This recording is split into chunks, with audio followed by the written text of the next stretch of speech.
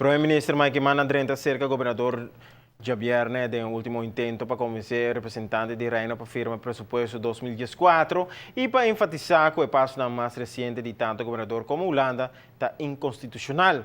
Isso aqui está passando no momento que o Javier abre desenvolvimento que por larga sua marca riba nossa história constitucional.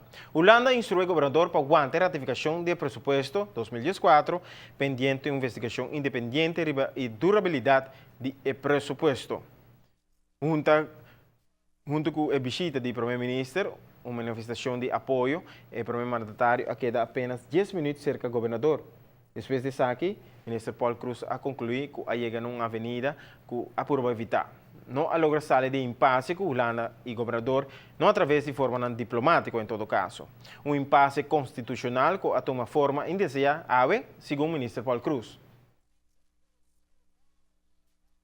Pas 16 dias, nosso país está sequestrado do Instituto Governador de Aruba, que não está firmando o presupuesto que acordo legitimamente aprovado do Parlamento de Aruba. Para 16 dias, acto inconstitucional a tomar lugar, e me reiterar, que não tem pessoa, senhor Frederic Refunhol, que nos respeite, Instituto Governador de Aruba não está actuando na valor e na importância de nosso país. Essa é algo naturalmente que nós não toleramos para 16 dias, para atrapar o direito constitucional de nosso país, para assim o governo portem a apoderação, para pôr seu gasto, seu pago, essa aqui dia mais. Ainda está reconfirmar de uma decisão do Rijksministeriat. Uno manda koninklijk besluit, vice-governador, aguanta o presupuesto depois de 16 dias, e a base de uma decisão também que é inconstitucional, que mesmo cometer erro inicial, tapé com outro erro constitucional, e essa aqui naturalmente não está algo que nós podemos para trazer de estatutos do nós também, que nós não por vir uit nenhuma regra, que nós também empurra com o estatuto,